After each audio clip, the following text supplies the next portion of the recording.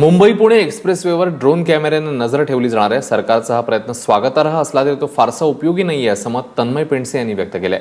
तन्मय पेंडसे यांचा भाऊ अभिनेता अक्षय पेंडसेचा 4 वर्षांपूर्वीच मुंबई पुणे एक्सप्रेसवेवर अपघाती मृत्यू झाला होता.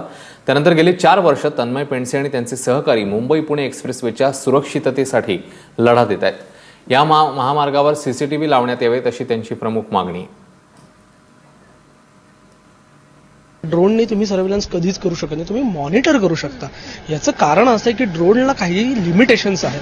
ते लिमिटेशन्स आपण लक्षात घेतली पाहिजेत. एक तर सगळ्यात महत्त्वाचं ते म्हणजे ड्रोनची फ्लाइंग कॅपॅसिटी 25 मिनिटं आहे. 25 मिनिटानंतर ड्रोन तुम्हाला खाली आणायला लागतं, त्याची बॅटरी तुम्हाला चेंज करायला लागते.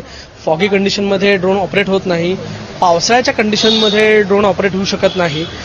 याच्या प्रिव्हेंटिव्ह याच्यासाठी तुम्ही वापरू शकता. म्हणजे एखादा इन्सिडेंट झालेला आहे आणि तिथे माणूसही पोचू शकत नाही आणि माउंट केलेला कॅमेरा पोचू शकत नाही, तिथे तुम्ही ड्रोन नेऊ शकता आणि ड्रोननी एक्झॅक्ट काय तिथे आता सिच्युएशन आहे हे आपण दाखवू शकतो. पण सीसीटीव्ही सर्व्हेलन्स म्हणजे इंटेलिजंट मॉनिटरिंग हायवे सिस्टीम जी आहे त्याला जर का पर्याय म्हणून आपण ड्रोन बघत असू तर निश्चितपणे चुकीचं आहे.